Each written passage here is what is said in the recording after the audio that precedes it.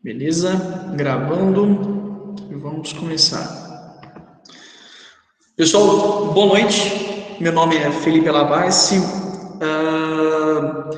Trabalho com terapia manual já há algum tempo.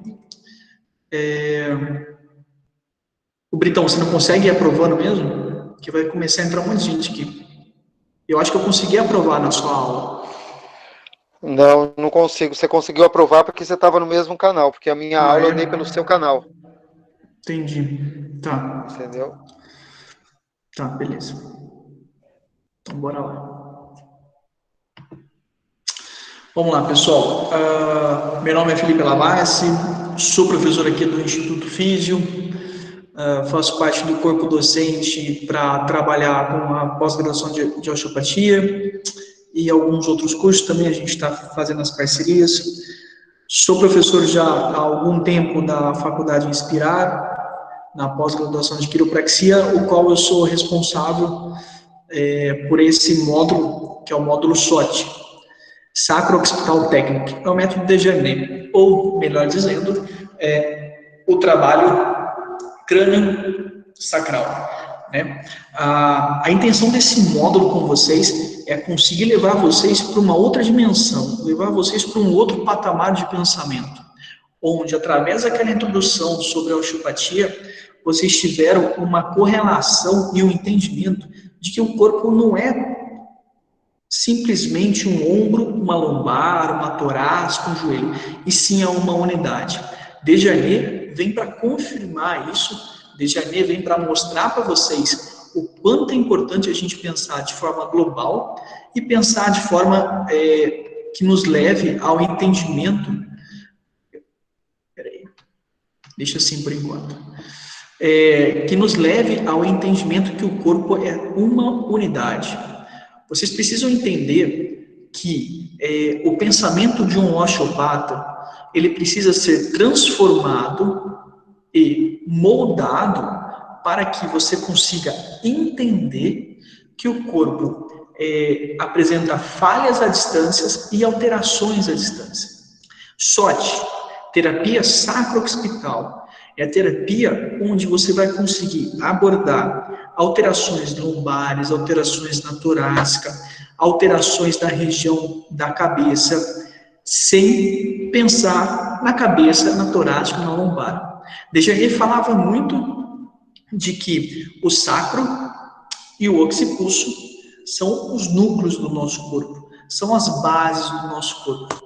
Essas duas regiões alteradas, ou essas duas regiões saudáveis, elas propiciam uma capacidade de saúde muito grande. Né? Então, Desjardins trouxe para a gente muita coisa sobre terapia sacro-occipital. O objetivo da aula de hoje é levar para vocês uma filosofia diferenciada do que a graduação transmite para vocês. Não sendo melhor nem pior, mas algo que você vai conseguir levar de uma maneira extremamente rica e conseguir com certeza utilizar em sua clínica.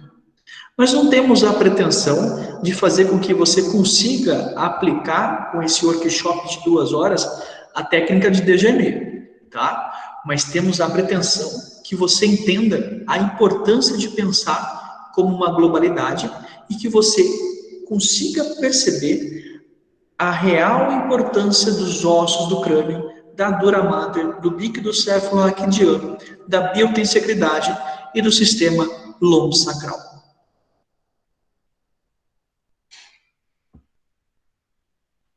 Desjardins, então, era o Major Bernet Desjardins, era um osteopata e um quiropraxista. Realizou a união dessas duas especialidades. Citava-se que ele era o osteopata mais quiropraxista ou o quiropraxista mais osteopata. Estudou nada mais, nada menos do que o osteopata Sutley, que é o pai da terapia crânio-sacral. E estudou quiropraxia no Lincoln Chiropractic College. A história do college, a história dele é fenomenal. É a história de uma pessoa realmente diferenciada, de uma pessoa qual consegue levar para a sua realidade algo que poucas pessoas conseguiriam transmitir com tanta frieza, tanta qualidade e tanta expertise como ele conseguiu transferir.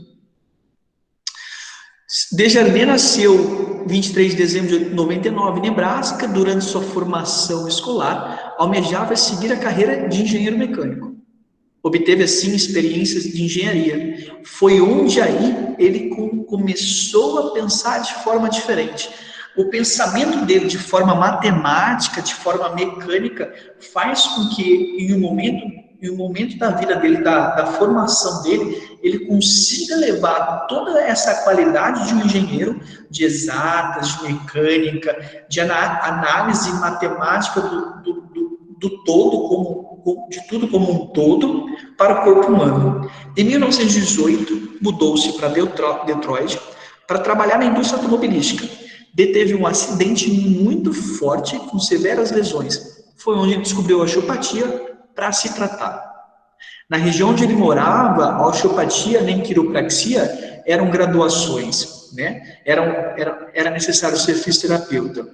Então, o Desjardins, ele se formou em Illinois, ele foi para Illinois para buscar o tratamento no colégio de osteopatia.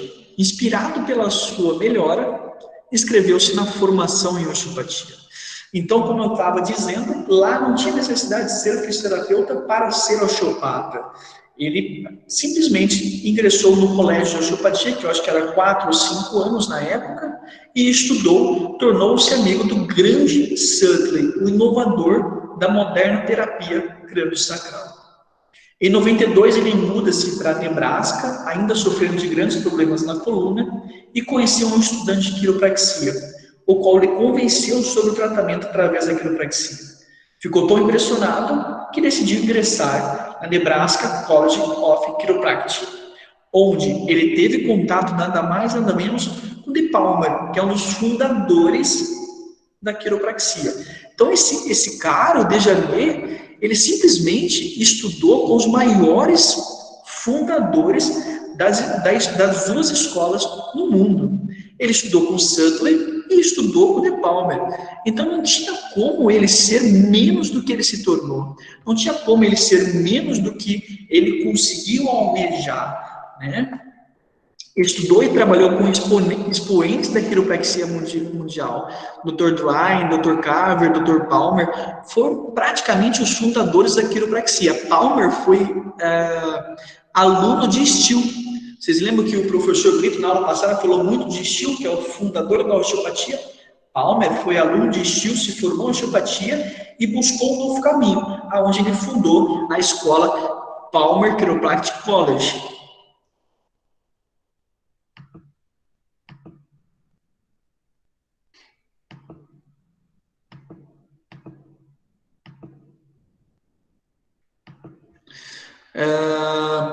Após isso, insatisfeito com diminutos números de investigações científicas na quiropraxia, Desjardins dividiu seu tempo entre a prática clínica e a pesquisa científica sobre os princípios da quiropraxia e da osteopatia. SOT nasceu da interação da engenharia, os princípios osteopáticos e as técnicas quiropráticas e sua implicação fisiológicas afinadas à prática clínica e pesquisa científica. Desjardins foi um inovador na época, assim como todos esses autores. Hoje, para a gente, fica muito fácil. Hoje a gente tem livros, hoje a gente tem o Google, hoje a gente tem as aulas online, hoje a gente tem diversas coisas que facilitem a busca do conhecimento. Esses autores, esses professores, esses fundadores de filosofias, eles buscavam o conhecimento sem ter nenhuma base por baixo. Eles buscavam o conhecimento através de pesquisa e prática. Isso fez com que ele fundasse o método Desjardins de uma forma extremamente importante, extremamente rica de conhecimento. Seus trabalhos definitivos, Sacro Occipital Technic Manual, em 1984, e Cranial Technic Manual, em 1979, são a acumulação dos seus anos de pesquisa e atendimento de pacientes. aliada à pesquisa médica, neurologia, anatomia, fisiologia e patologia. Vocês verificam que até Desjardins possui uma base com a qual a gente sempre fala a importância para os alunos. A tríade, que é anatomia, fisiologia e biomecânica. Essa tríade é importante para tudo. No caso de Desjardins, ele utilizava bastante também os estudos de neurologia ou neurofisiologia e patologia, suportando suas teorias com pesquisas experimentais para provar a validade de SOT como terapia clínica viável com mais de 135 publicações científicas. Desjardins faleceu em 1992 e em 1999 foi fundada a SOT-USA. É uma organização voltada para pesquisa, voltada para estudos e formações de profissionais no método Desjardins. O que é o método Desjardins? Desjardins acreditava que técnicas manipulativas, por vezes, eram muito agressivas. Não discordo dele. Se a gente pegar um idoso de 80 anos ou uma idosa de 70 anos, a gente possui grandes dificuldades de aplicar técnicas manipulativas. E a gente entende que as técnicas manipulativas são muito importantes para as correções locais e à distância. Nós entendemos que técnicas manipulativas possuem uma capacidade de estímulo ortossimpático extremamente importante, né? Então, o que Desjardins pensou? Imagina assim, ele pensou, poxa, se chegar uma pessoa de 2 metros de altura com 190 quilos, eu vou conseguir manipular essa pessoa? Você pode até tentar, porém a força mecânica exercida sobre o corpo dessa pessoa provavelmente não vai ser forte o suficiente para ter estímulos ortossimpáticos da região que você está buscando manipular. Então, Desjardins acreditava que as manipulações com impulsos, em certas fases ou com certos pacientes, eram arriscadas e apresentavam inconvenientes, como no caso do atendimento de uma pessoa grande ou obesa, onde uma manobra de lumbar hall seria difícil. Por isso, desenvolveu cunhas, essas daqui apresentadas, num sistema de correção que, através de cunhas ou blockings, como eles chamam, gera uma alavanca que conseguirá manipular o paciente com auxílio do seu próprio peso. Então, imagina que Desjardins entendeu que a técnica manipulativa ou posicionamento mecânico a longo prazo obtinham os mesmos resultados em estímulos ortossimpáticos e reposicionamento do tecido miofascial. E ele não está errado. As cunhas são sensacionais. Se você conseguir entender por que você tem que colocar a cunha, se você conseguir entender o melhor posicionamento da cunha de forma adequada através da variação, você consegue os mesmos efeitos que uma manipulação. Principalmente quando encontramos pacientes com perna curta. Hoje, tanto na avaliação da osteopatia quanto na avaliação da quiropraxia, buscamos muito regularizar o alinhamento do quadril e das pernas, pois entende-se que é muito importante para que haja uma diminuição de torção de dura mata e assim sucessivamente um relaxamento ou uma melhora da mobilidade e da função de todo o sistema miofascial da cadeia posterior. Desjardins já via muito isso, já entendia muito isso. E através de posicionamentos adequados da cunha, ele conseguia melhorar o paciente, alterar o sistema ortossimpático, ele conseguia diminuir a tensão dos tecidos. Pois, por exemplo, vamos imaginar assim, um paciente com perna curta à direita, quer dizer que esse paciente tem a perna mais curta à direita do que à esquerda. Será que essa perna curta é uma perna curta verdadeira? O que seria uma perna curta verdadeira? Seria a perna que possui alterações morfológicas ou de nascimento ou causadas por um acidente traumático que assim deixou ela menor do que a outra. Mas grande parte dos pacientes que chegam a nos procurar, esses pacientes chegam para a gente com perna curta falsa.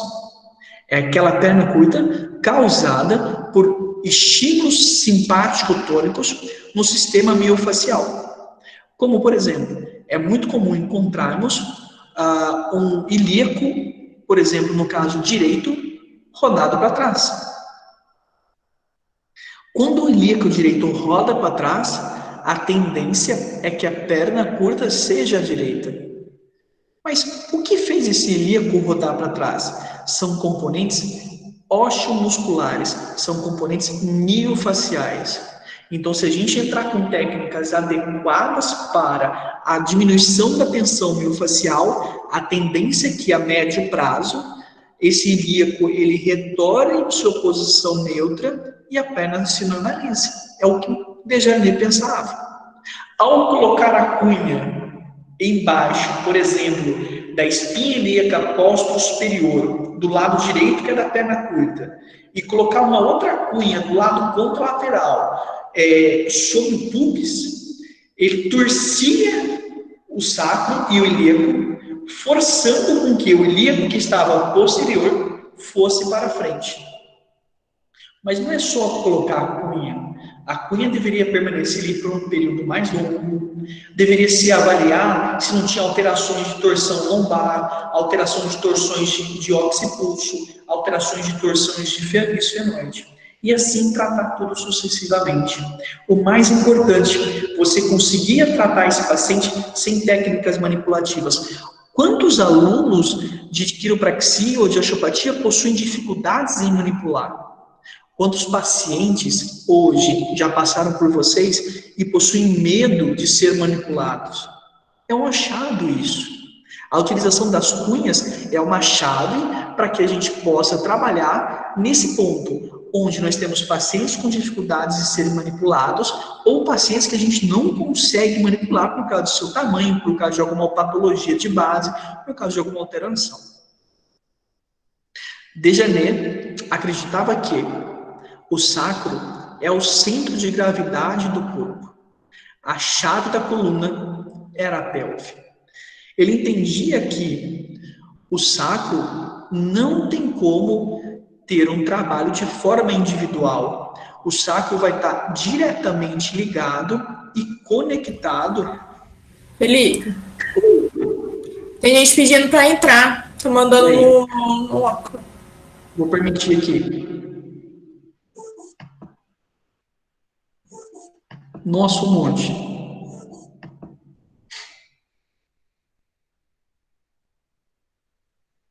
Parou.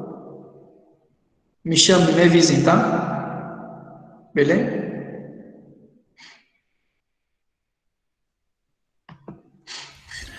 Britão, fica de olho no grupo do WhatsApp aí, se alguém mais pedir lá, tá? E avisa que a gente está de olho lá, tá? O Raul também não está conseguindo entrar.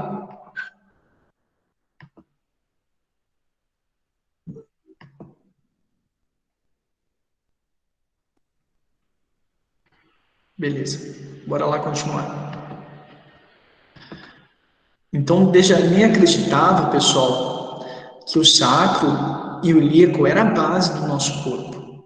E realmente é. Imagina o ilíaco. Do ilíaco, dessa região ilíaca aqui, ó, de tudo, cadê minha setinha? Achei. De tudo isso daqui que vocês estão vendo, se originam e chegam em torno de 35 músculos para sair e fazer suas funções, tá? Pessoal, eu vou bloquear aqui, eu vou seguir a aula, tá? Senão eu não vou conseguir dar aula para vocês, tá bom? Então, avise o pessoal lá no grupo que não vai ser mais permitido a partir das 8h30. O ilíaco é uma das regiões mais importantes que sofrem alterações suprajacentes, de cima para baixo, e subjacente, de baixo para cima. Possui articulação com o sacro, onde, através da asa maior e da asa menor, fazem essa articulação. Além de o sacro ter toda a relação direta com o crânio lá em cima, através da dura mater. Então, é impossível, por exemplo, eu tratar uma cervical sem pensar num sacro. É impossível trabalhar lombar sem pensar em occipulso. É isso que Desjarnais preconiza. É isso que Desjarnais mostra para a gente, que através da biotensegridade, da integralidade do sistema miofacial, É praticamente impossível eu segmentar o corpo. Eu preciso interagir sacro e occipulso o tempo inteiro, o tempo todo.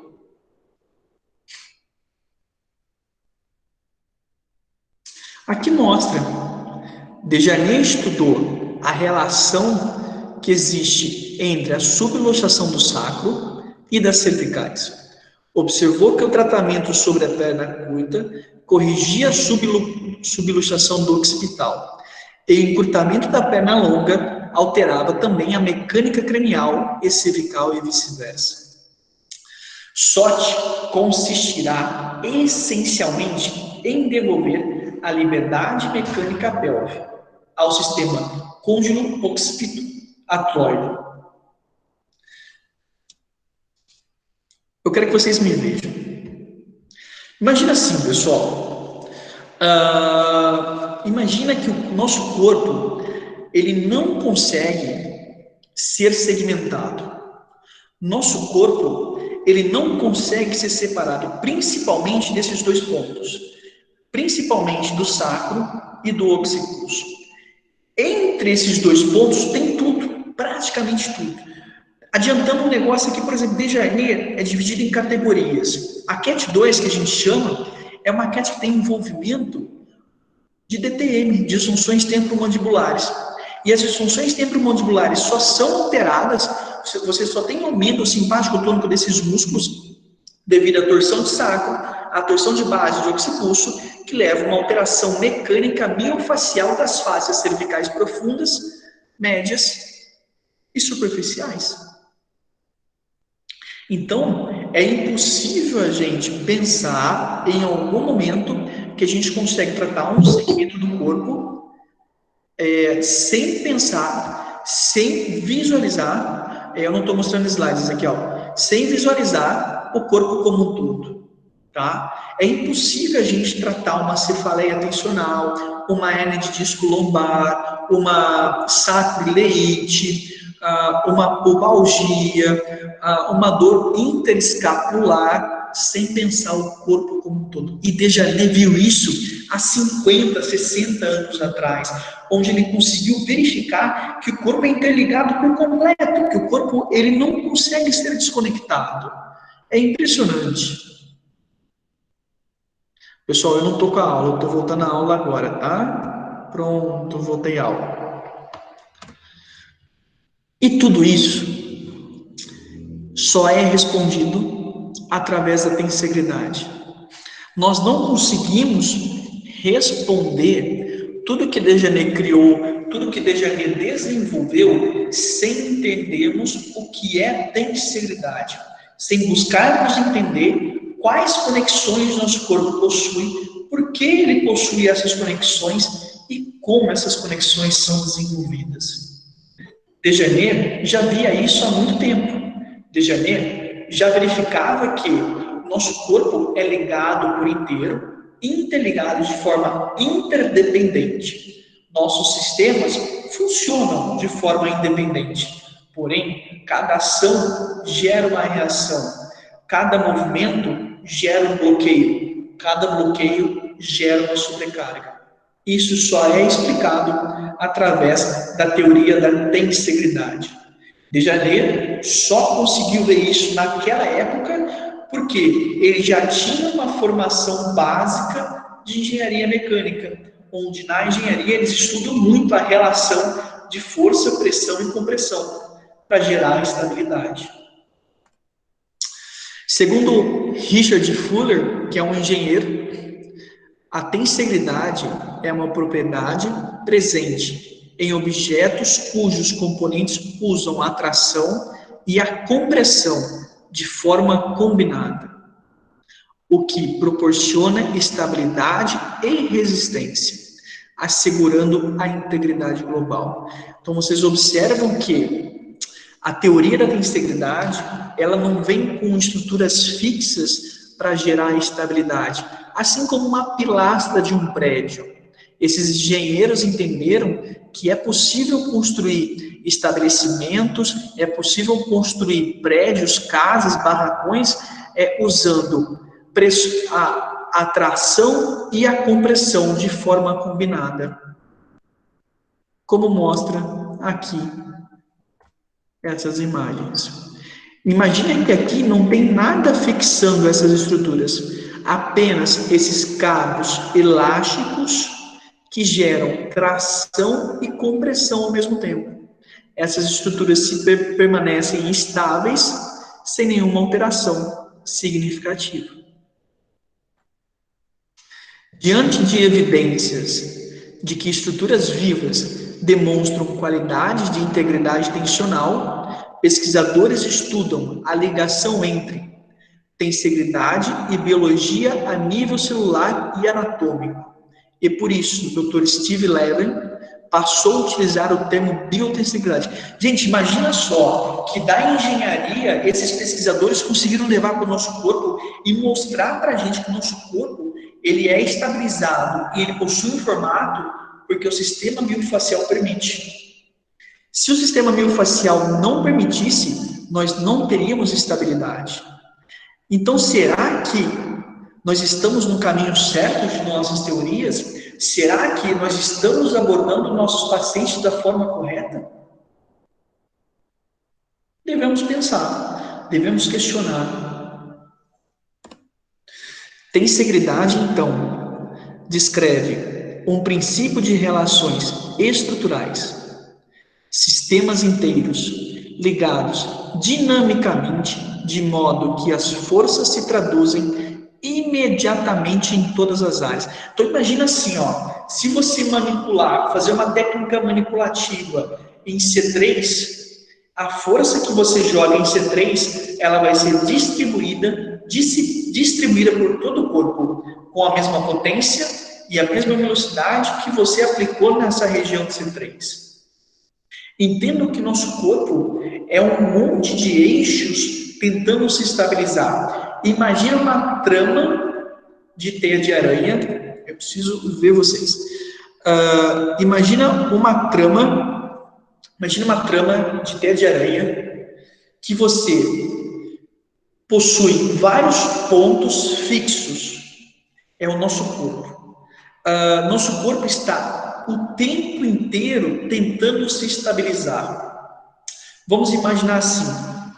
Imagine uma avaliação de estabilometria, onde você coloca o paciente naquelas pranchas e no seu computador ou na sua televisão fica visualizando aquele gráfico.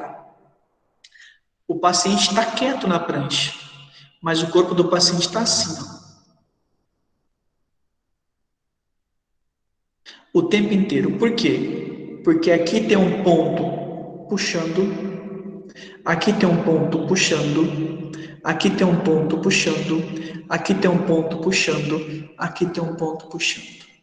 Se esse paciente possui uma alteração significativa, por exemplo, em estômago, esse paciente possui um aumento do fluxo gastroesofágico, está desenvolvendo alguma azia, está desenvolvendo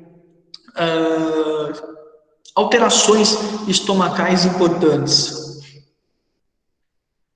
Você vai perceber que o principal ponto que está puxando esse paciente é na região do estômago. O estômago vai começar a emitir informações para o sistema nervoso central, que passa através de T5, que é a região metamérica dele. Essa região de T5 também vai ter um aumento de tensão também. Então, no caso desse paciente, se você fizer uma ausculta nele, que é uma avaliação da osteopatia que a gente faz, você vai encontrar um aumento de tensão miofascial e um aumento de densidade do tecido na região do estômago. E você vai perceber que você precisa trabalhar ali. Isso é tensegridade, isso é biotensegridade. O que o corpo faz com que a gente consiga verificar todo o nosso corpo através de forças tensionais. Para se você se manter em pé reto, tem muitas forças trabalhando sobre o seu corpo, tá? Então é o que ele fala aqui. Tensegridade descreve um princípio de relações estruturais. A relação que nós citamos para vocês foi a relação do estômago com a coluna torácica, tá? Pois sabemos que a região metamérica de estômago é T5. Então, grande parte dos pacientes que chegar para você com dores interescapulares, você pode ter certeza que esse paciente está com uma alteração miofacial estrutural na região do estômago. Sistemas inteiros ligados dinamicamente, de modo que as forças se traduzem imediatamente em todas as áreas.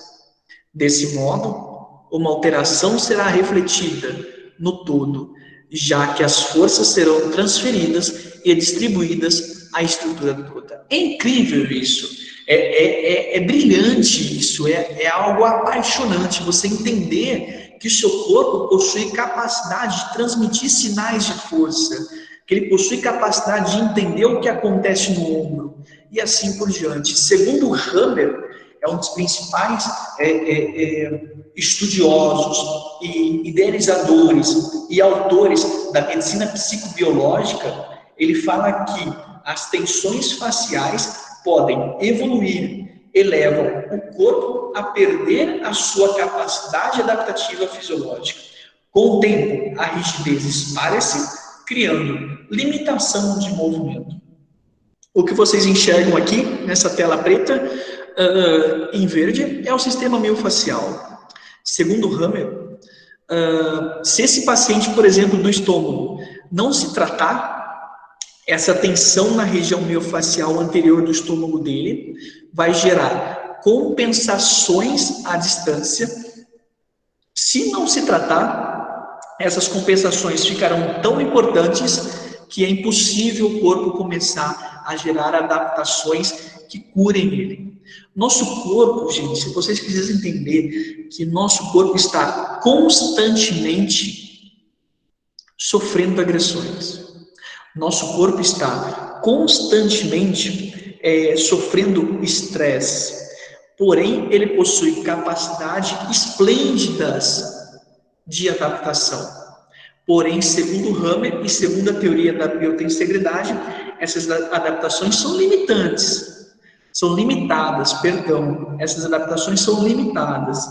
A médio e longo prazo, se esse paciente não cuidar dessa fixação mais importante, o corpo perde a capacidade adaptativa, criando limitações de movimento. Para aqui. Pessoal, dúvidas sobre biotentegridade?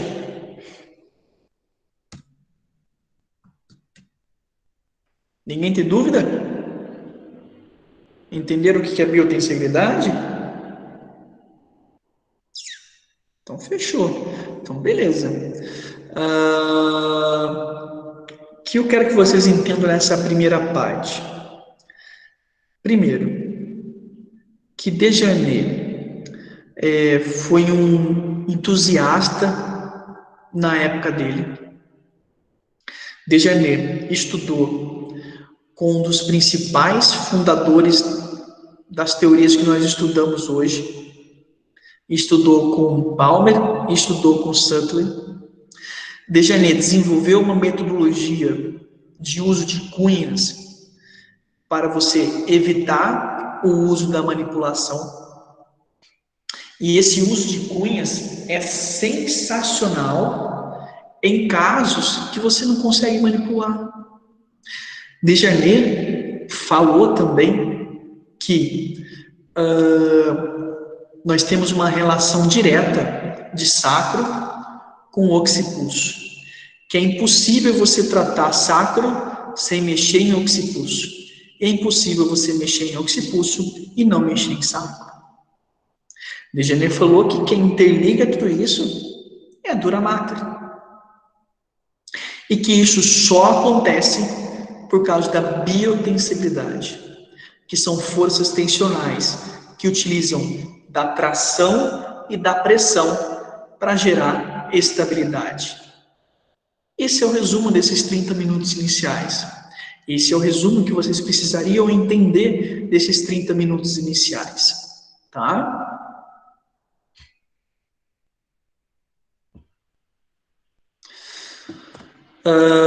Um artigo aqui para vocês. Eu vou ler e depois vou falar um pouquinho sobre ele. A abordagem embriológica aponta para a origem comum em uma comunidade histofuncional de tecido conjuntivo e artéria. Ele fala que o tecido conjuntivo e a artéria possuem relações íntimas.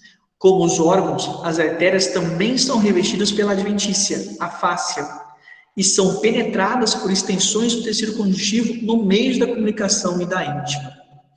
Além disso, do bom ponto de vista funcional desse estudo, relata o conhecimento sobre mecanotransdutores envolvendo artérias, tanto do lado conjuntivo e a partir do lado luminal. Para tudo agora, para tudo. Vou tirar o slide, vou voltar para vocês. Pense assim, pessoal, ó, vamos lá. Ele falou para a gente, esse artigo, que a artéria possui componentes miofasciais e que esses componentes miofasciais, eles possuem mecanotransdutores que conseguem identificar uma alteração de pressão e uma alteração de tração, tá?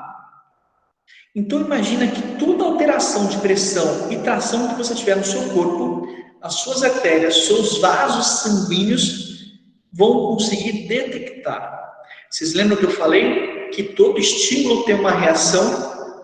Então tá, agora vocês vão começar a entender porque vários pacientes possuem aumento da pressão arterial sem ao menos ter uma doença cardiovascular. Vamos pensar um pouquinho. Vamos viajar um pouquinho, que é gostoso fazer isso. Nosso corpo, pessoal, possui dois sistemas. O sistema nervoso parasimpático e o sistema nervoso simpático. Eu atuo, meninos, faz 10 anos. De 5 anos para cá, eu comecei a observar uma alteração significativa no meu quadro de pacientes. De 5 anos para cá, eu comecei a observar que meus pacientes, em vez de ter problemas traumáticos, problemas agudos, eles começaram a apresentar dores permanentes, que hoje a gente fala que são os problemas crônicos, são as dores crônicas. E por que que isso ocorre? Por que que isso altera? O sistema da biotensigridade, ele está diretamente relacionado com o sistema neurovegetativo, tá? Que é o sistema parasimpático e o sistema simpático. Esses sistemas eles têm relação direta com o nosso emocional. Vocês percebem que, até mesmo vocês são mais novinhos, que de 5 anos para cá, nós tivemos uma alteração na sociedade muito grande, com o aumento do uso da tecnologia, com o aumento exacerbado do trabalho, com as dificuldades de realmente ter uma relação mais pessoal. Imagine assim, vocês são fisioterapeutas. Você conhece algum fisioterapeuta que chega em casa às 5 ou 6 horas da tarde? 5 e 6 horas da tarde é o horário de pico do fisioterapeuta. Vou contar uma história para vocês. O sistema parasimpático, o sistema simpático, o sistema neurovegetativo, ele foi desenvolvido no nosso corpo há milhares e milhares e milhares de anos atrás. Onde o ser humano, naquela época, o homem das cavernas, ele precisava acordar apenas para caçar o seu alimento ou para defender a sua aldeia. Então, esse indivíduo, ele acordava ao nascer do sol e se ia ao entardecer. Então, nosso sistema ele foi acostumado e desenvolvido com isso. Por exemplo, 4h30, 5 horas da tarde, não dá aquele sono, aquela pestana, não dá aquela vontade de dormir? Se você chegar em casa às 6 horas da tarde e deitar no sofá, eu tenho certeza que você dorme tão pesado, porque é o horário do nosso corpo descansar. E o que está acontecendo hoje? Hoje, nós estamos batendo de frente com nossa genética, com o nosso caminho verdadeiro que deveria ser feito. Então, imagina só, Os indivíduos eles levantavam com o nascer do sol, iam para a floresta caçar o alimento. Apenas nesse momento, ele precisava do sistema nervoso simpático. Sistema nervoso simpático responsável pelo aumento da pressão arterial, pela alteração dos componentes vasculares, diminuição de vascularização nas suas vísceras e aumento de vascularização nos seus músculos, nos seus membros, para que você fique mais forte, mais ágil, mais rápido. Dilatação das pupilas, para que você tenha uma melhor visão. Aumento de noradrenalina. Liberação adoidada de noradrenalina. Então, é o sistema de luta ou fuga. É o sistema bom para o nosso corpo. Mas hoje, a gente aciona esse sistema a todo momento. Por exemplo, no momento em que a gente está assistindo a aula e o professor louco tira os slides e fica aqui falando que nem um doido, sem slide nenhum. Seu sistema simpático vai lá para cima de novo. Aí você fica mandando no chat, professor, está sem slide, professor, está sem slide. No momento em que você manda uma mensagem para uma pessoa e a pessoa lê e não responde, seu sistema nervoso simpático vai lá para cima. Né? O momento que você está dirigindo, alguém buzina na sua orelha, seu sistema nervoso simpático vai lá para cima. Tá? Então, hoje em dia, nosso corpo está recebendo muitas agressões que o nosso sistema miofacial não aguenta.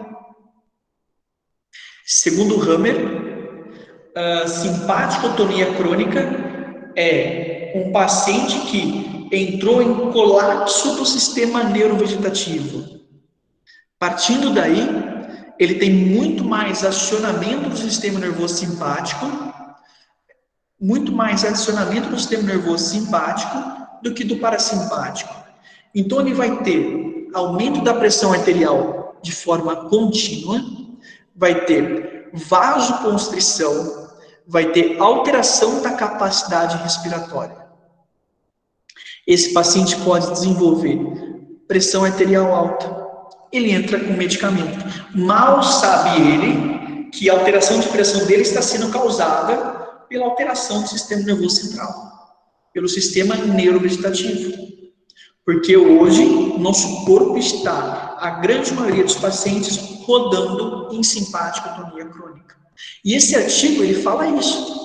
Ele fala que o sistema vascular possui mecanotransdutores que recebem estímulos de pressão. Sempre que você tem uma simpaticotonia ou um sistema nervoso simpático, você não fica assim, rígido, forte. Seu sistema nervoso simpático ele fica muito mais tenso. O que acontece? Seu sistema vascular entra em contração e aumenta a sua pressão arterial. Resumindo, nosso corpo possui dois sistemas, parasimpático e simpático. Hoje, grande parte dos pacientes estão hiperestimulados no sistema nervoso simpático, que é responsável pela vasoconstrição. Só ocorre essa vasoconstrição porque os vasos possuem mecanotransdutores que conseguem detectar alterações de pressão e tração. E assim, continuamente, fazem uma contração da adventícia, da face que ali está. Isso só ocorre por causa do estresse do dia a dia do cotidiano, que o sistema nervoso simpático faz com que as fáscias e o sistema de biotentegridade entrem em colapso, aderindo a essas fáscias e causando todas essas alterações. Se isso não for tratado, a médio e longo prazo, o paciente vai desenvolver diversas patologias importantes. Perguntas? Não?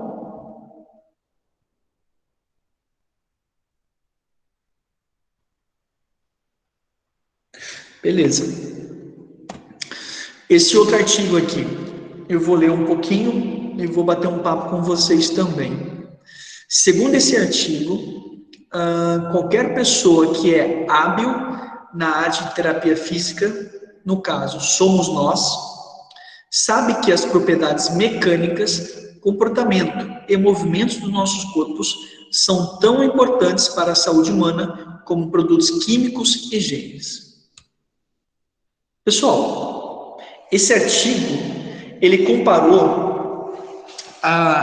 comparou que se você pegar um veneno com uma dosagem bem pequena e ficar dando para a pessoa, essa dosagem não é mortal. E se você pegar o indivíduo e alterar a capacidade de mobilidade dele por tensionamento miofacial, é tão nocivo para o corpo as questões mecânicas quanto as questões químicas. Um veneno que eu falo é simplesmente um medicamento, por exemplo, um analgésico. Tomar analgésicos constantes é um veneno para o nosso corpo. Então, esses autores, esses estudiosos do mundo do sistema miofacial, eles falam que alterações mecânicas são tão quanto lesivos ou nocivos para o nosso corpo como venenos ou como alterações químicas.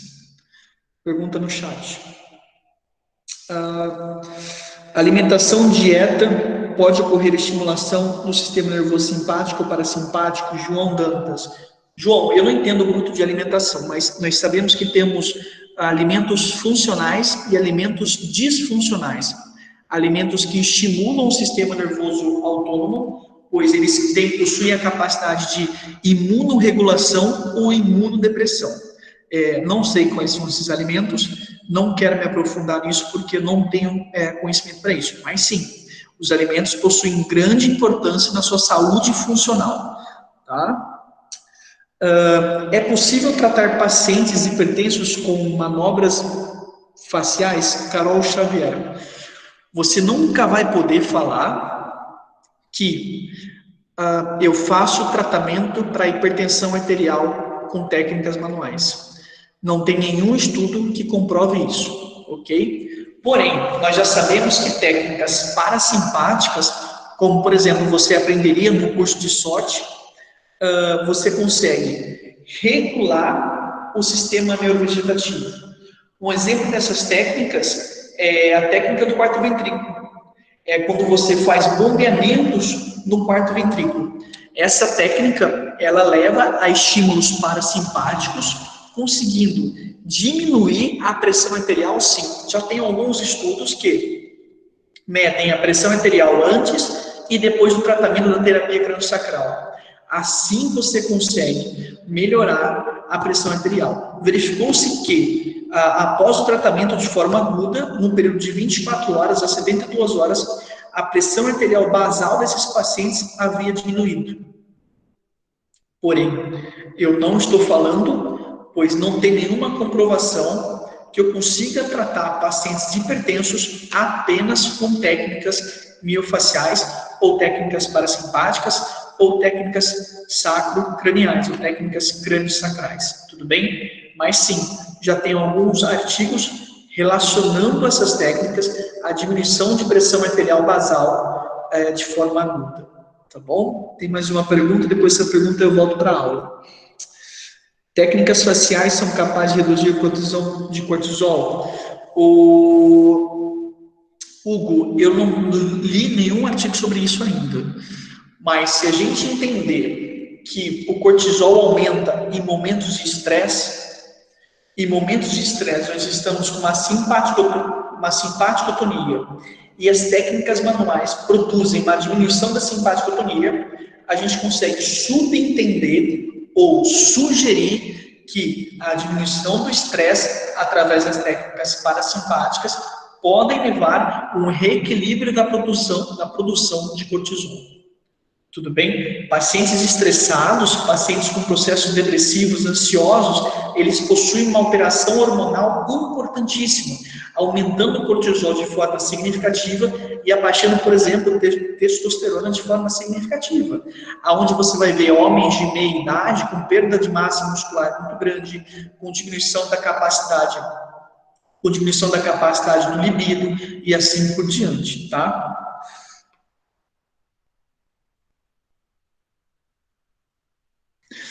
Tatiane perguntou se a hipertensão ocorrer devido a uma crise de ansiedade, as manobras podem ajudar.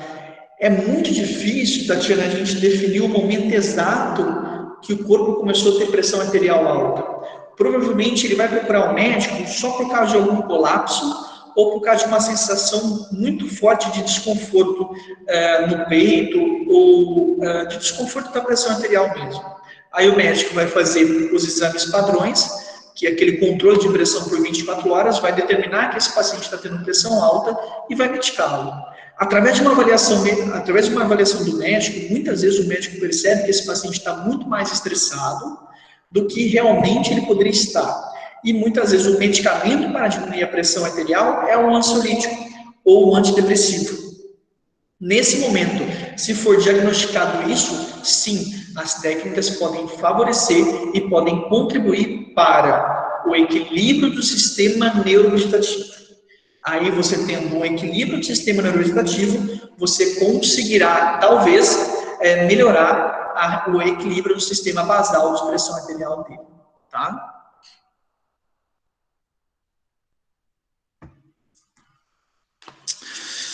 Vamos lá. No entanto, só recentemente, os cientistas e médicos começaram a apreciar o papel fundamental que as forças mecânicas desenvolvem no controle biológico em níveis moleculares e celulares. Pessoal, prestem atenção.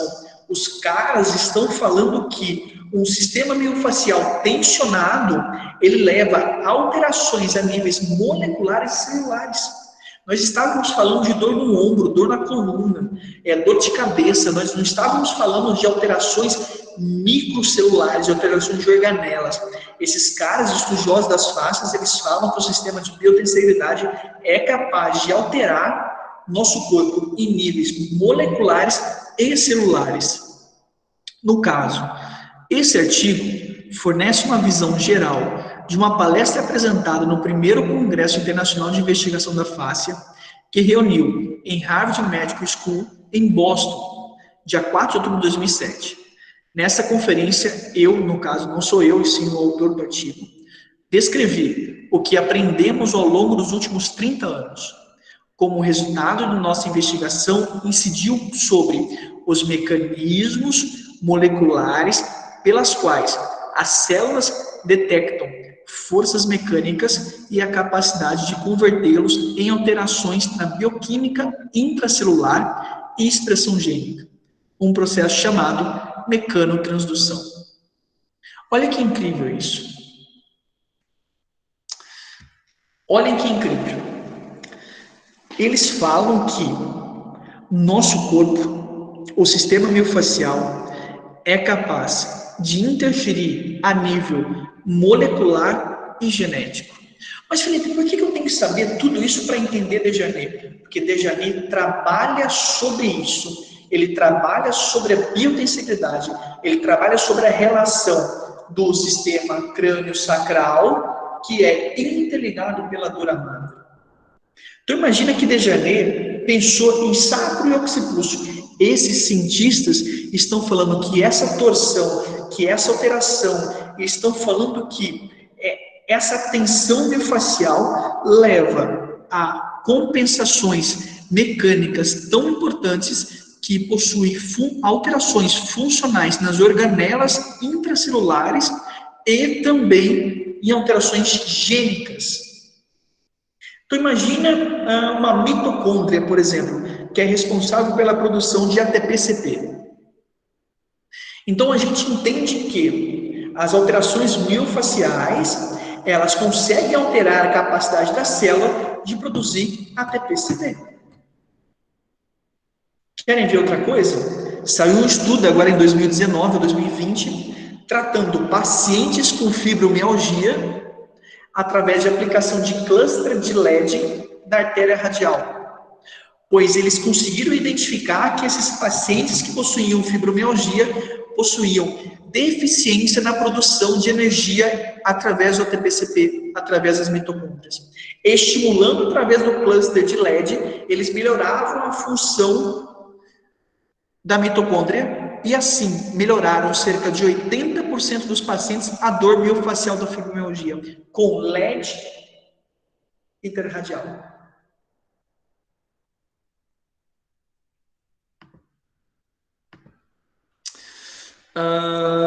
Aqui. Esse trabalho revelou que moléculas, células, tecidos, órgãos e nossos corpos por inteiros usam a arquitetura da tensegridade para estabilizar mecanicamente a sua forma e para integrar a estrutura e função em todas as escalas de tamanho. Através da utilização do presente sistema de construção dependente de tensão, as forças mecânicas aplicadas demonstram produzir, em macroescalas, alterações na bioquímica e expressão de genes dentro das células vivas individuais. Esse sistema, baseado na estrutura, proporciona uma base mecanicista para explicar como a aplicação de terapias físicas, o que a gente faz, osteopatia, quiropraxia, possa influenciar células e tecidos na fisiologia. Olha que incrível isso, gente. Olha que sensacional a gente conseguir entender que nossas mãos não vão simplesmente trabalhar com técnicas manuais em macroescala. Você vai conseguir abordar o paciente como um todo. Você vai conseguir trabalhar com o paciente de uma forma extremamente importante. Segundo esse artigo, as técnicas manuais conseguem trabalhar mecanicamente sobre os tecidos celulares e influenciar eles de forma mecânica através do processo de mecanotransdução que possui a biotensegridade. De fato, estamos aqui perante restrições faciais e uma nova abordagem deve cercar-se na abordagem holística, a qual abordar o corpo como um todo na quebra de aderências e no aumento da circulação linfática e sanguínea, pois sabemos que alterações podem ser dissipadas, criando adaptações inadequadas e maléficas ao corpo e toda a sua funcionalidade. Perguntas? Alguém gostaria de perguntar? Deixa eu ver o chat aqui, como tá. Nossa, quanta pergunta, calma.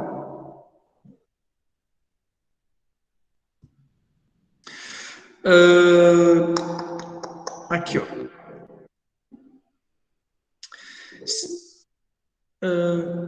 Se o paciente chega e está com pressão alta, seria interessante realizar essas técnicas antes de realizar a cinesioterapia? Depois de você aplicar essas técnicas, eu não trabalharia com a cinesioterapia, porque muitas vezes as técnicas parasimpáticas demoram de cerca de 40 minutos a 1 hora. Então, se o paciente chega com pressão alta, eu já encaminho ele para a terapia crânio-sacral, aplico a técnica de terapia crânio-sacral e imediatamente mando ele embora para casa para ele descansar. Sim, Gabi, eu vou disponibilizar os artigos por tela. Se o paciente tem uma lesão no occipital, se colocar as cunhas, a lesão do occipital é tratada sem precisar fazer nenhuma técnica direta no occipital? Sim. Em algumas disfunções, sim. Em alguns casos, sim. Em alguns casos, não. Você tem que definir onde que é a disfunção primária. No momento que você consegue definir onde que é a disfunção primária, você consegue colocar a cunha de forma correta a tirar essas disfunções. Se a disfunção primária for em occipulso, você precisa de uma técnica direta em occipulso. Se a disfunção primária não for em occipulso e tiver uma disfunção secundária em occipulso, você consegue tratar a disfunção primária através das cunhas e assim melhorar o occipulso.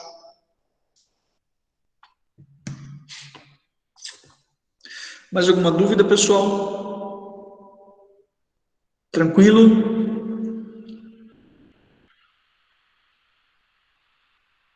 Pri, eu não consigo, eu consigo aqui, eu tenho os slides, tá? Mas eu não consigo fazer uma prática porque eu estou sozinho aqui na aula, tá bom? Mas eu mostro os slides da prática para vocês, tá?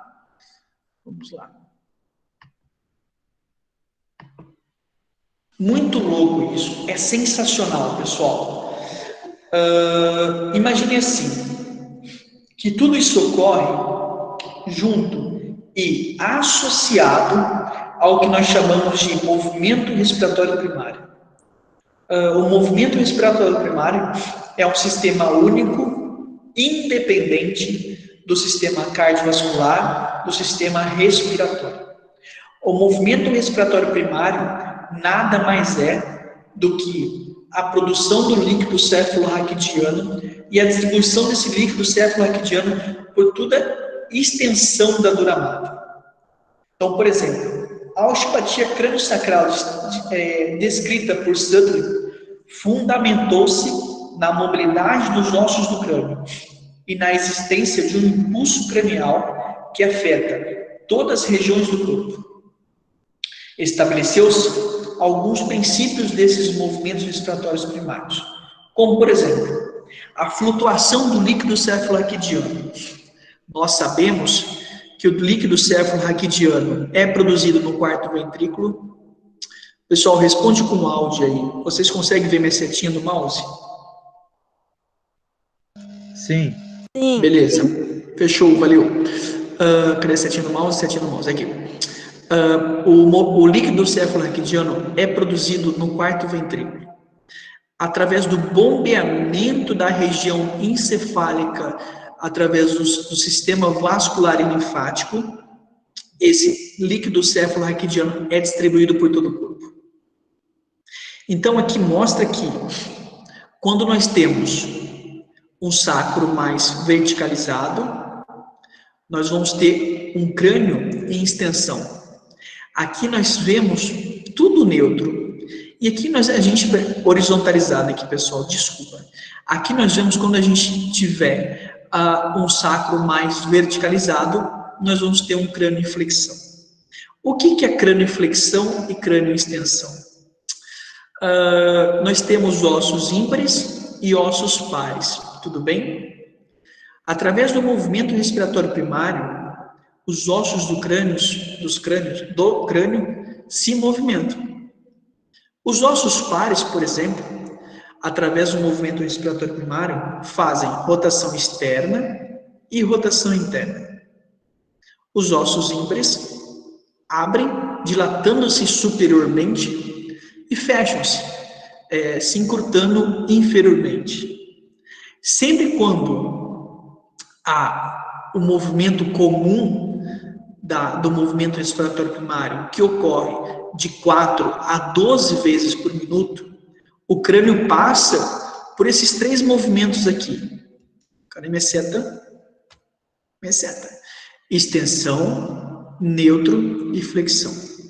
Sempre que o crânio está em fechamento e em extensão, o seu sacro sucessivamente está mais horizontalizado. Sempre que seu crânio encontra-se em abertura ou em flexão, seu sacro está mais verticalizado. Quem faz isso tudo acontecer é a propulsão do líquido céfalo-raquidiano através do movimento respiratório primário. E isso só ocorre devido à interconexão da base do crânio com a base do sacro através da dura mater. Cadê a dura mater? Dura mater, quero a dura mater. Através da dura mater. Essa aqui. Estão vendo aqui? Aquilo lá só ocorre devido a essa interligação.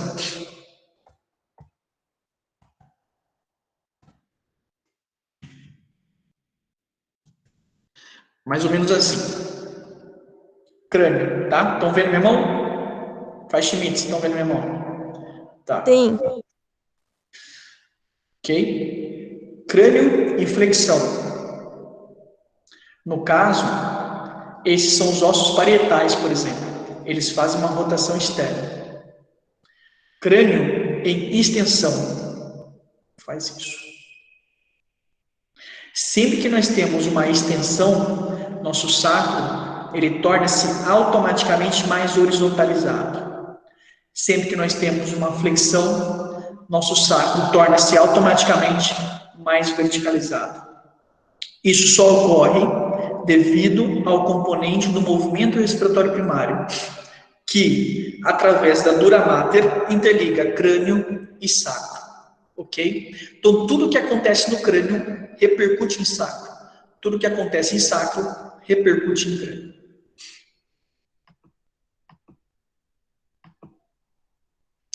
Segundo a teoria da terapia crânio-sacral, o movimento respiratório primário nada mais é do que a motilidade do sistema nervoso central. O que é motilidade? É o movimento próprio dele. Por exemplo, as suas vísceras possuem dois movimentos, a motilidade e a mobilidade. A motilidade é o movimento desenvolvido da formação embriológica do tecido miofascial que formou essa víscera. Então, o sistema nervoso central também possui isso. Segundo Sutherland, a motilidade das membranas de tensão recíproca, por exemplo, foice do cérebro, foice do cerebelo e tenda do cerebelo. Pessoal, olhem as estruturas que nós estamos falando. Se você for avaliar onde ficam essas estruturas, você vai cair nesta região, que nós chamamos de célula túrcica, que é o centro do osso esfenoide. Gravem isso, daqui a pouco eu volto para cá. Pois bem, continuando aqui. Segundo Sutherland, o movimento particular de cada um dos ossos do crânio. Esse movimento é realizado por causa do movimento respiratório primário. O movimento involuntário do sacro entre os ossos do ilíaco. Esse movimento só ocorre devido ao movimento respiratório primário. Então, o que é movimento respiratório primário? É um sistema independente causado pela produção e flutuação do líquido cefaloraquidiano. Quando isso ocorre, há adaptações mecânicas em todos os sistemas adjacentes, como, por exemplo, o crânio, em sua expansão, vai ter flexões. Então, os ossos pares, por exemplo, vão fazer rotações externas. Os ossos ímpares vão superiorizar. Em extensão, os ossos pares vão fazer rotação interna. E os ossos ímpares vão inferiorizar. No caso do sacro, quando há uma extensão, que é um fechamento, o sacro ele se horizontaliza mais. No caso do sacro, quando há uma flexão, que é uma abertura, o sacro verticaliza mais. E você pode encontrar pacientes com lesões em flexão ou lesões em extensão. E isso altera toda a mecânica do movimento respiratório primário. E esse movimento respiratório primário é fundamental para a saúde funcional, pois ele é responsável por toda a lubrificação do sistema miofascial para deslizamento e acompanhamento do sistema neuroperiférico. Teríamos alterações do sistema neuroperiférico se não tivermos uma boa produção e distribuição do líquido cefalorraquidiano através do movimento respiratório primário. Se tivermos alguma disfunção ou em flexão ou em extensão desse ciclo, você vai ter problemas em sistema nervoso periférico. Segundo Sutherland, há uma produção de 100 a 150 mililitros por minuto. Por minuto não, está errado esse negócio. 0,35 ml por minuto, cerca de 500 ml por dia de produção de líquido cefalorraquidiano. Produzido nos plexos coroides dos ventrículos, renova-se completamente a cada 3 ou 4 horas. Ele é produzido pelo terceiro ventrículo e é armazenado no quarto ventrículo. Quarto ventrículo, mais ou menos fica nessa região aqui, ok? E nós conseguimos estimular isso com técnicas parasimpáticas. Olha o terceiro ventrículo aqui, olha a região do quarto ventrículo aqui, ó. Tá aqui escrito, pessoal, ó.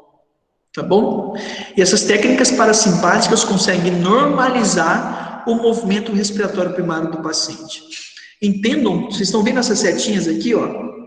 Essas setinhas estão mostrando os movimentos faciais que ocorrem através da distribuição, expansão e retração craniana. Tá? Imaginem, gente, olha aqui a célula muscular em expansão. Aqui fica nada mais, nada menos do que o hipotálamo, do que a hipófise. A hipófise é responsável pela produção, pela organização, pela condução de todas as glândulas do nosso corpo. Então, sabe, todos esses hormônios que a gente falou agora, testosterona, progesterona, estrógeno, cortisol, todos eles, ou praticamente todos eles, são controlados através do estímulo da hipófise. E sim, com certeza sim, se tivermos uma alteração em foice do cérebro ou tentório do cerebelo, nós teremos um aumento mecânico, uma alteração mecânica na região miofacial que recobre a célula túrcica. Consequentemente, nós vamos ter uma alteração funcional em hipófise. Aquele artigo falou claramente isso, que o sistema miofacial é capaz de alterar de forma contundente reações químicas e capacidades funcionais de todo o nosso corpo, seja em macro escala ou em micro escala. Imagina a capacidade importantíssima que a hipófise tem no nosso corpo. E você, se você conseguir com essas técnicas manuais tratar isso daí, você vai fazer esse paciente se potencializar e ter uma qualidade de vida substancial.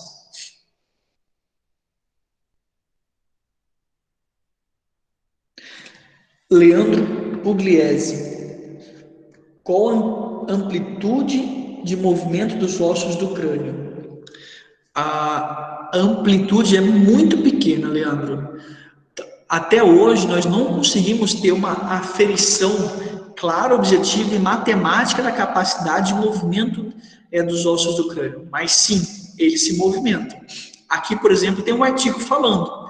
Segundo Clark, ele registrou o movimento rítmico das oligodendróglias e supôs que essas pulsações rítmicas, com uma frequência de 8 a 12 por minuto, produziam um efeito que chegava até estruturas mais pequenas do sistema nervoso central. Segundo a Sherry Corporation, em uma película filmada endoscopicamente, se pôde observar uma expansão rítmica do cérebro que se produz em um ritmo de 5 a 10 ciclos por minuto. Com a mesma frequência, pôde ser observado o movimento crânio-caudal rítmico da dura mater espinhal depois de uma laminectomia. Segundo Fernberg e Mark, eles comprovaram a existência de um movimento cerebral, especialmente no mesencéfalo e no tronco, com a ajuda de tomografia computadorizada. Dúvidas, crianças?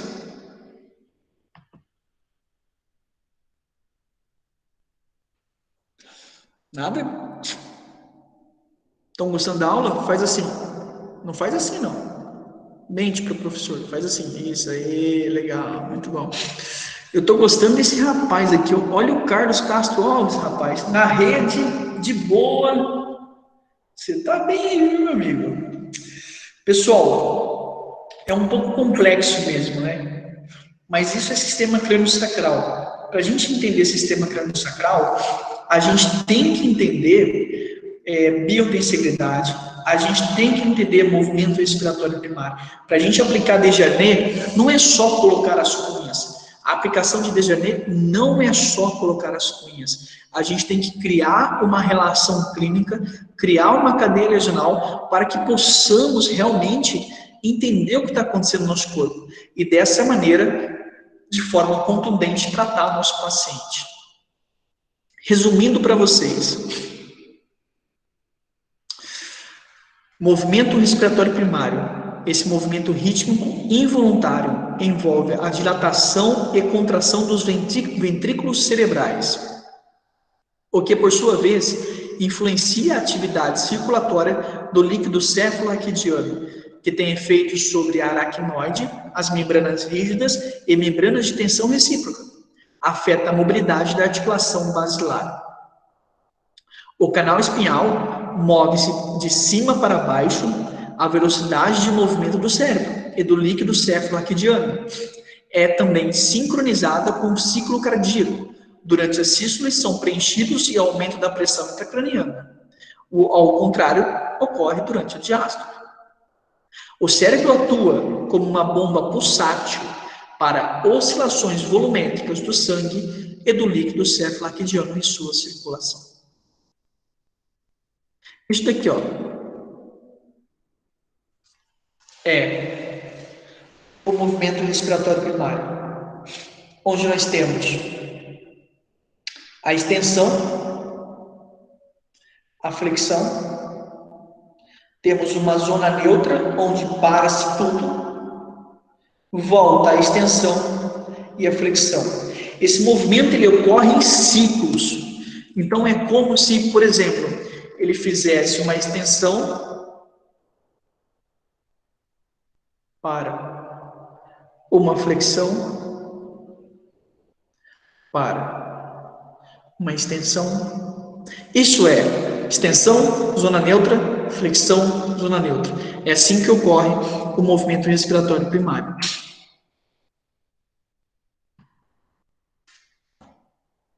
Segundo Desjarnais, o movimento crânio-sacral está relacionado com a respiração. Durante a inspiração, o occipital se dirige para baixo e para frente, e a articulação sincondrose esfenobasilar se eleva.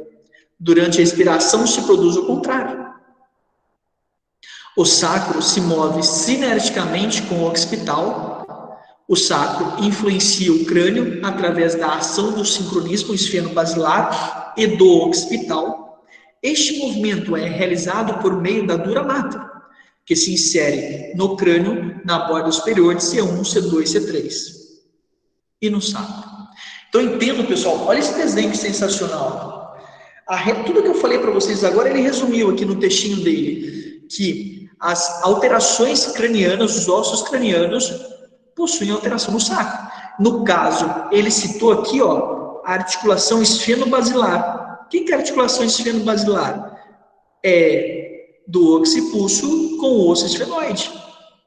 Sempre que há uma retração, há uma extensão, ocorre uma diminuição do ângulo esfenobasilar. E o ao contrário também é verdadeiro.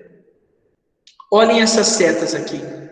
Essas setas são os movimentos dos ossos do crânio durante o movimento da dura mater, através da produção do líquido cefalo-raquidiano e estímulo do movimento respiratório primário. Olha o que eu falei para vocês aqui, ó. Adiantei um pouquinho o assunto. Na sincondrose esfenobasilar, na articulação esfenobasilar, ou mais precisamente no osso esfenoide, esse osso aqui, ó, encontra-se o que nós chamamos de célula túrcica, onde temos a hipófise, que com cerca de 1 centímetro de diâmetro, aloja-se na célula túrcica ou na fossa hipofisária do osso esfenoide. Grande parte dessas suas funções, grande parte das funções reguladas pelo hipotálamo. A hipófise, então, é dividida anatomicamente e funcionalmente em duas partes, anterior e posterior. Cada parte será responsável por funções fisiológicas direcionadas. Sendo assim, reconhecem na hipófise adenopófise e neurohipófise. A adenopófise secreta os hormônios que controlam o funcionamento de outras glândulas. Olha isso, olha a função dessa estrutura. Essa estrutura é uma das estruturas mais importantes do nosso corpo. E assim, a gente entende através da teoria do sistema da biotensegridade e do método Desjarnais. Isso tudo que a gente fala sobre o sistema miofascial, que sim, essas funções da adenopófise ou da neurohipófise podem se alterar devido a alterações miofaciais importantes a médio e longo prazo.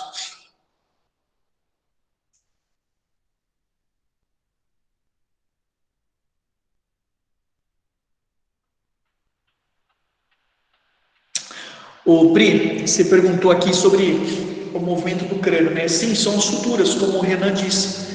As suturas permitem a movimentação do crânio. Eles não têm movimento assim que nem os nossos ossos comuns, mas através da pulsação do terceiro e quarto ventrículo, da produção do líquido cefalo-raquidiano, eles vão se expandir e se retrair, tá? Olha aqui o osso esfenoide. A asa do esfenoide, a articulação, ó, esfenobasilar. Aqui fica a célula túrcica. Aqui fica o forame que passa o nervo ocular. Aqui nós temos o forame oval, forame redondo, onde passam os nervos e vasos. Aqui, novamente, a articulação da sicondrose esfenobasilar, que é afetada por todo esse movimento. Aqui o occipital e aqui a sicondrose, pessoal, olha só, formada pela esfenoide e pelo occipital. Essa articulação é diretamente alterada quando se tem uma disfunção ou de extensão ou de flexão na nossa relação dos ossos do crânio com o sacro. Aqui novamente mais uma imagem para vocês olharem. Olha o que ele fala aqui, ó, os ciclos rítmicos do movimento respiratório primário, alterando a sutura esfenobasilar, proporciona alterações de tensão na dura mater, causando mudanças de comprimento da coluna vertebral. Aqui está o occipital e aqui está o osso esfenoide. Aqui também, tá? Novamente aqui, ó, mais uma imagem para vocês entenderem um pouco mais sobre essa relação. Tá?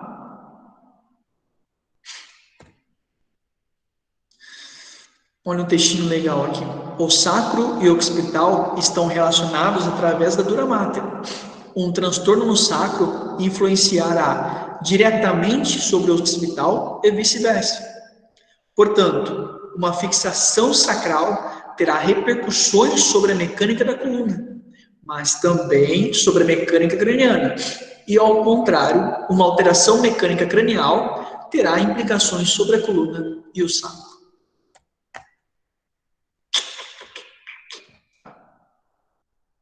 Segundo Desjarnais, a enfermidade é resultado da desorganização fisiológica. A sorte considera o ser humano como um conjunto de sistemas que interagem entre si. A doença é o resultado da desorganização ou desequilíbrio entre esses diferentes sistemas. A mínima correção, que no caso, as cunhas, por exemplo, dá o máximo de resultados. Às vezes, menos é mais. O estímulo sutil é uma mola que põe em funcionamento os mecanismos de autocorreção. Segundo o professor Brito, Steele falou que nosso corpo tem capacidade de autocura. Então, não somos nós que vamos curar o cara. Nós vamos dar pequenos estímulos para que o corpo dele reaja de forma benéfica e conseguindo se adaptar de forma necessária. Dê um estímulo, ele deixa que o corpo realize o seu trabalho. A pelve é a base da coluna. Inclui-se dentro do conceito pelve o sacro, os ilíacos, L4, L5, cóccix e quadril.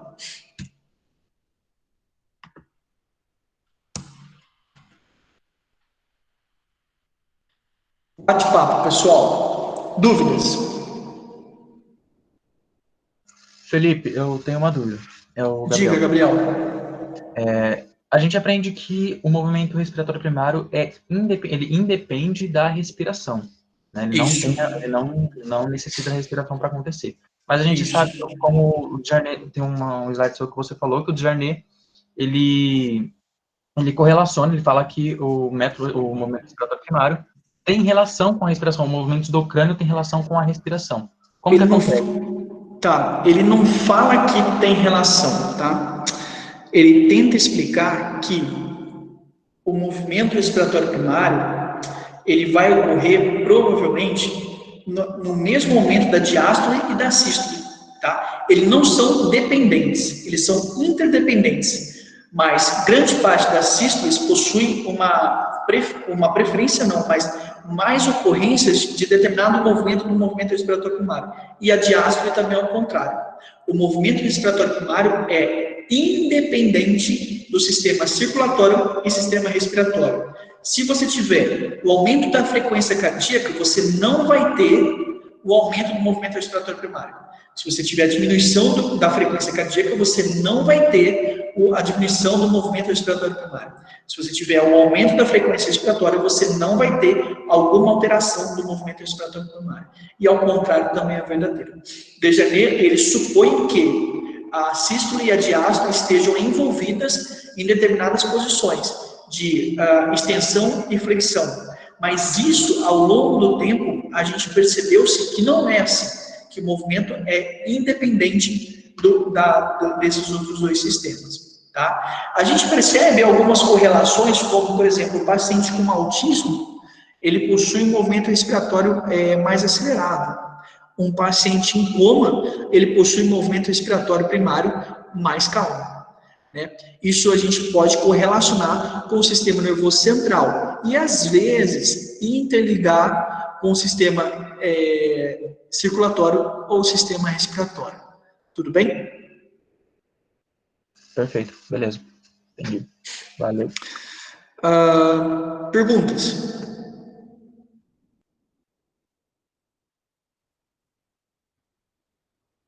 Ô Fê, pode também relacionar com alguma reação por esse desalinhamento da questão da extensão, da flexão do crânio e tal? Relaciona, assim, às vezes a primeira reação do paciente ter uma dor de cabeça, alguma coisa assim relacionada a dores de... Não? Não, assim, a dor de cabeça ela pode ocorrer, mas você não pode correlacionar ela direto com disfunções de ossos de crânio. Nem toda disfunção de osso de crânio, ou extensão ou flexão, vai causar dor de cabeça. Nem toda dor de cabeça tem causa primária as disfunções cranianas, entendeu? Mas você pode encontrar pacientes com cefaleias com disfunções de esfenoide temporal. Por que que isso ocorre? Normalmente as cefaleias tensionais vêm de pacientes simpático-tônicos. E esses pacientes simpático-tônicos já estão com todo o seu sistema miofascial cervical comprometido, que interfere no funcionamento da mandíbula, que por sua vez possui interligação direta com temporal, parietal e esfenoide.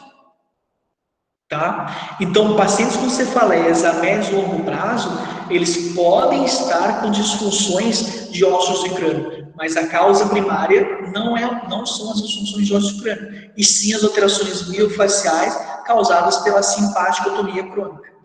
Tá?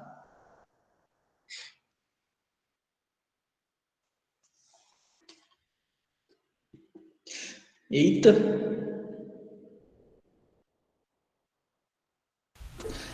Duas perguntas aqui. O adenoma hipofisário pode levar a uma movimentação do crânio? Ô, Mariana, eu nunca li nada sobre relação de movimentos do crânio com adenoma hipofisário. Então, eu não posso responder com clareza essa pergunta, tá bom? A Daglia pergunta para o Renan. Renan, você que responde aí, cara. Renan, como mobilizar suturas cranianas? Renan, tá aí? Pessoal, tô brincando. As suturas cranianas possuem técnicas próprias. Tá escrevendo? Então vai. Mete bala. Enquanto você escreve, eu falo aqui um pouquinho. As técnicas cranianas, as suturas cranianas possuem técnicas próprias, como técnicas apenas das suturas, que nós possuímos técnicas mais refinadas, mais finas, ou técnicas sobre os próprios ossos, como, por exemplo, as técnicas sobre o esfenoide, você vai estar trabalhando sobre as suturas que envolvem esse osso, tá bom? Mas é difícil demonstrar e mostrar para vocês aqui as técnicas, não vai ser possível assim nesse momento. Assim que o Renan terminar de escrever, a gente fala o que ele escreveu aqui também. Mais alguma pergunta, pessoal? Ele escreveu aqui, ó. A osteopatia craniana possui muitas técnicas sobre as suturas, sobre as membranas que estão em relação com os ossos do crânio. Basicamente, é isso que o Felipe está falando. Perfeito. É isso aí, pessoal. São técnicas sobre as suturas e técnicas sobre os ossos cranianos, mas é difícil a gente demonstrar para vocês. Mas sim, tem as técnicas e são bem eficientes, tá? Mais perguntas?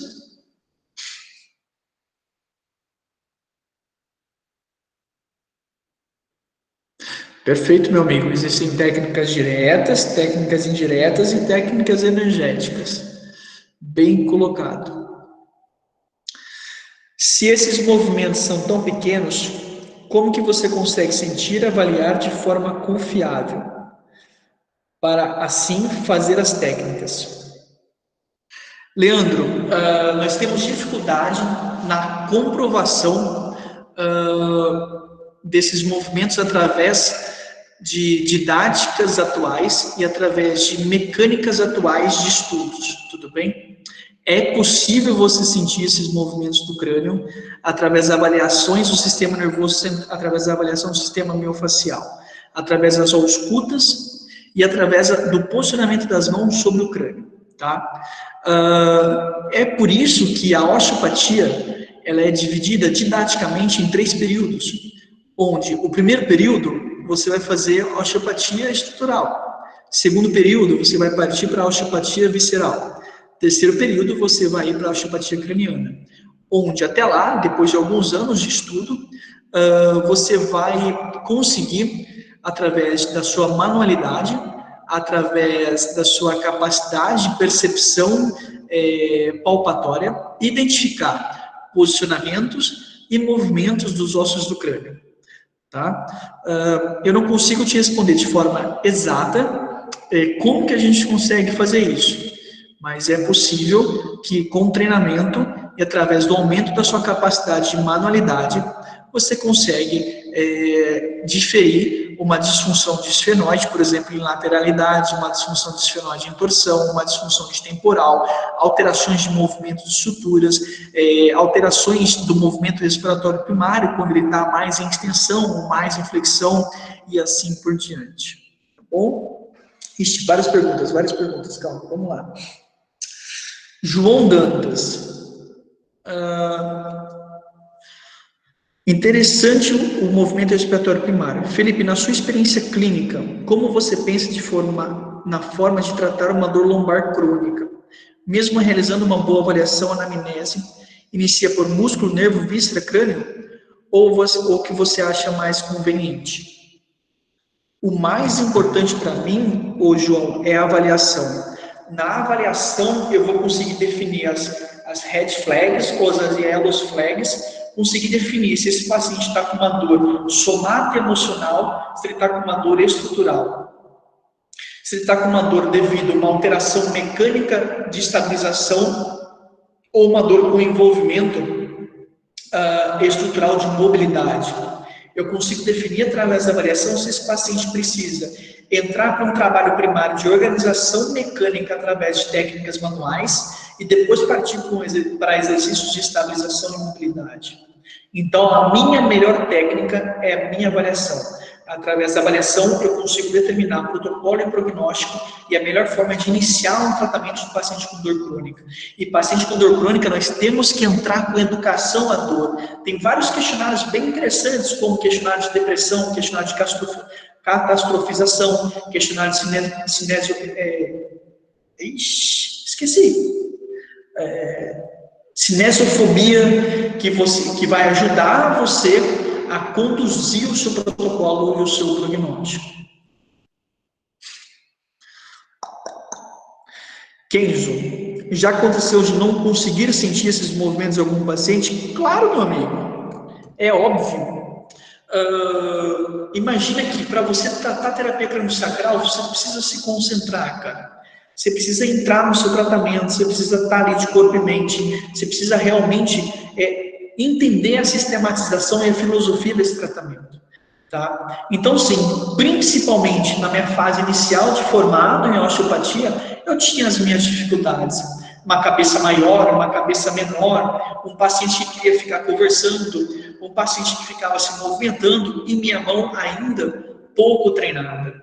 Depois de uma certa fase de treinamento, dificilmente eu falo para você que é impossível eu colocar a mão no paciente e não sentir o movimento respiratório primário. Dágila Pimenta. Quais técnicas seriam essas? Da onde? Dágila, do que está falando, por favor? Pergunta de novo. Renan respondeu aqui. Tayane, que cuidados devo tomar ao realizar manobras sacro-occipital? Daniel, os mesmos cuidados que nós temos que tomar quando nós vamos trabalhar com cervical, fazer os testes, se tem alguma alteração vascular, se tem alguma alteração neural, para verificar se conseguimos trabalhar com essas técnicas. Na questão de Desjardins, ele estimula muito mais técnicas mais suaves, como mobilizações, técnicas simples do que técnicas manipulativas. Sempre, se você for manipular, você tem que aplicar os testes antes, se essa pessoa é compatível a fazer essas manipulações. Brizolinha, tem um artigo publicado pela Science Circus em 2011 que foi constatado quanto mais experiente o profissional, melhor sentia o impulso cranial. Perfeito, meu amigo, é isso mesmo. Renan respondeu sobre as técnicas. As técnicas são passadas na formação de osteopatia, pois você precisa entender todo o contexto das lesões e como aplicá-las. As técnicas em si não é o X da questão, e sim toda a avaliação e achar a lesão primária. Perfeito, meu amigo, é isso mesmo. Respondido, né, Dágila? Legal, muito bom. Pessoal, vou mostrar uns negócios aqui para vocês.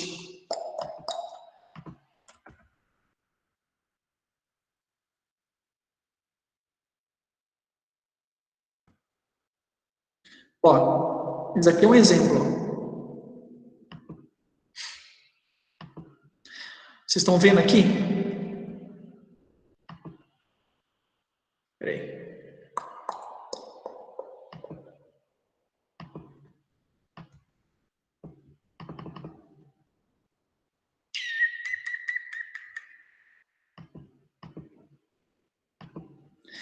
Estão vendo o bloco aqui, ó? Isso daqui tratando uma perna curta à direita, tá? Então há o posicionamento desses blocos, onde a cunha entra, nesse caso, de forma mais horizontal, sob a espinha ilíaca posta superior, e de forma mais oblíqua, na perna longa, esse PL significa perna longa, sobre o pubis, tá? Aqui a gente aplicando uma técnica de músculo energia com um bloco. Aqui ele relacionando os lifts tracionais do osso frontal.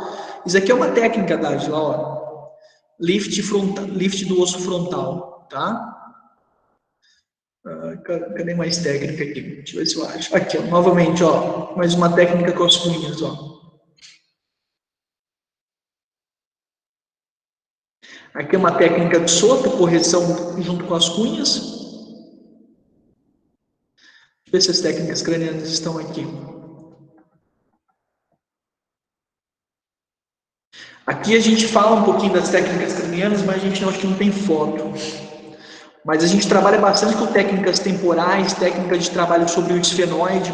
O osso esfenoide é um dos ossos mais importantes do crânio, onde a gente tem que dar uma ênfase muito grande para ele. Né? Então, grande parte das nossas técnicas são particularmente direcionadas para o osso temporal, para a asa do esfenoide e para o osso frontal, onde a gente consegue, de uma forma tridimensional, adaptar o crânio ao que a gente faz com os blocos lá embaixo.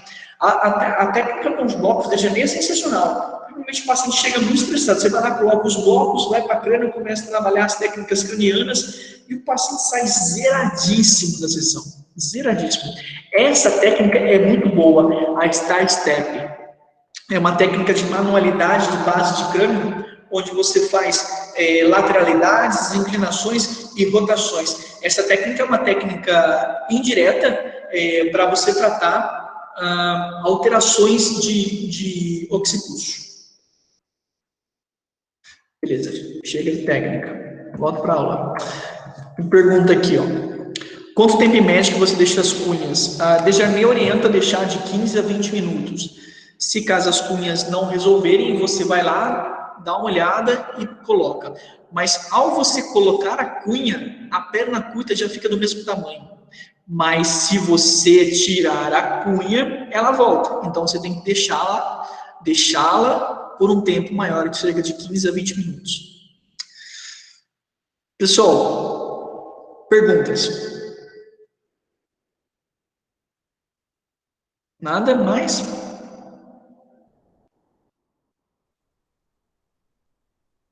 Beleza, fechou. Pessoal, o que eu queria passar para vocês não eram as técnicas, né? Porque a aplicação de técnica o robô faz, né? Então, se você programar o robô para fazer essas técnicas, ele faz. O que a gente quer estimular vocês nesse período de quarentena, nessas 6 semanas de estudo, é vocês buscarem um raciocínio clínico e entenderem que a sua melhor tratamento, sua melhor técnica é a sua avaliação. É indispensável você ter uma boa avaliação.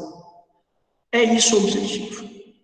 O objetivo dessa aula era introduzir vocês no método Desjarnais, era introduzir vocês na teoria da biodensagredade, é estimular vocês a buscar esses estudos e buscar essas teorias, porque sim, isso é a base de tudo hoje. Isso é a base do tratamento manual, isso é a base do fisioterapeuta. A gente tem que buscar essas bases para que a gente possa se desenvolver muito mais. Tá? Vamos lá. Recados. Renan já deixou o link do certificado para preencher a lista de inscrição aqui, tá? Então acessem lá e façam o preenchimento. Ou peguem esse link e copiem para vocês, tá bom? Para depois vocês cadastrarem que vocês estiveram presentes na aula. Segundo recado, amanhã vocês vão receber um e-mail com a aula de semana passada. Combinado? Semana que vem, aula na quinta-feira, às 20 horas. O link vai estar disponível apenas na quinta-feira, 15 minutos antes. Tá? Combinado? Nós vamos tentar organizar com vocês o início da aula até 8h10. Após 8h10, nós vamos verificar uma forma de bloquear esses acessos, porque atrapalha um pouquinho. Eu vou conversar com os meninos para ver o que a gente faz. Então, tentem entrar no máximo até 8h10, pessoal, para vocês conseguirem assistir a aula, tá bom? Tem uma pergunta final aqui. Dor à palpação na região da IPS pode ser reflexo de uma lesão primária cranial hospital? Com certeza pode ser.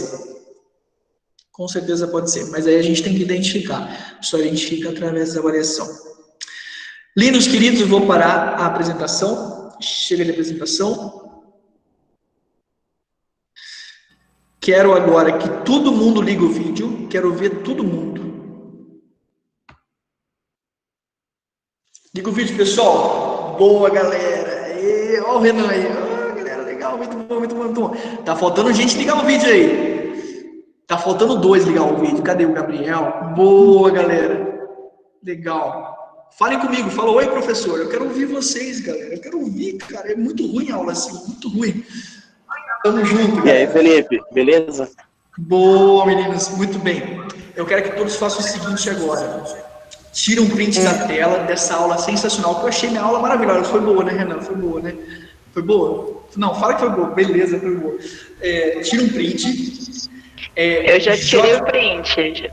Já, fechou. Joga no Instagram, marca o Instituto Físio, marca o professor Felipe Lavarce, marca todo mundo. Tá.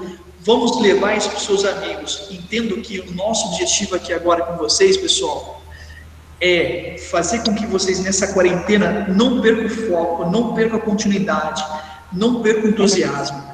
E para isso, nós devemos também entusiasmar os nossos amigos que não fazem os cursos. Então, printa, manda no Instagram, reposta, mostra o que a gente está fazendo, porque isso a gente está fazendo por vocês. A gente está fazendo isso para agregar conhecimento, para levar motivação e para fazer com que vocês, nessa quarentena, não fiquem parados. Agora, eu vou tirar uma foto, então quero todo mundo dando um tchauzinho feliz assim. Peraí, calma, peraí. Tchau, dá tchau todo mundo, dá tchau. Isso, tem gente sem vídeo. Não vou tirar foto com gente com foto. Cadê? Vídeo, quero vídeo. Vídeo, pessoal. Aí, Renan, você mesmo, Renan, foge não. Boa, pessoal, todo mundo feliz. Sensacional, muito bom. Queridos, muito obrigado. Renan, obrigado pela ajuda. Estou muito feliz com vocês, estou muito feliz que vocês estão participando. Nosso principal objetivo mesmo é compartilhar com vocês, é dividir com vocês fazer desse momento tão difícil que a gente está passando um movimento de juntar, um movimento... Desliga o áudio, pessoal, por favor, tá? Um movimento de juntar todos nós e de fazer com que nossa profissão e fazer com que nós saímos mais fortes desse momento, tá bom? Renan, se você me permite, eu vou passar mais um recado aqui para eles. A partir do dia 10 de maio, nós vamos lançar o maior simpósio online da América Latina, tá? Esse simpósio vai ser 100% solidário, ok? Eu vou falar um nome que vai estar no simpósio, Thiago Fukuda. Vamos ter um americano, um inglês e da Nova Zelândia, não sei, novo-zelandês, como que fala isso, sei lá, e um da Nova Zelândia. Vamos ter 2 médicos e mais de 15 palestras, 2 workshops e 2 mesas redondas. Por que nós estamos fazendo isso? A gente entende, se está ruim para a gente, imagina-se para as pessoas mais carentes. Então, juntamos grandes profissionais, grandes pessoas que estão dispostas a ajudar. E eu gostaria muito que vocês participassem e ajudassem também. Entendam que o valor vai ser R$ 29,90 para participar de um simpósio desse. Esse valor vai ser neozelandês. Obrigado, Ana Paula. Esse valor o lucro vai ser totalmente distribuído para famílias carentes. Então, pessoal, a hora que vocês verem as publicações, compartilhem. Porque vocês vão estar compartilhando vidas, vocês vão estar ajudando pessoas. Não é só o objetivo de compartilhar, e sim o objetivo de levar recursos e de conseguir recursos para as famílias mais carentes. Fechou, pessoal? Agradeço todo mundo. Boa semana a todos. Fiquem com Deus e até mais. Valeu, a gente se vê no grupo lá daqui a pouco. Tchau, tchau. Fui. Falou, tchau, tchau, professor. Alô, tchau. Tchau, tchau.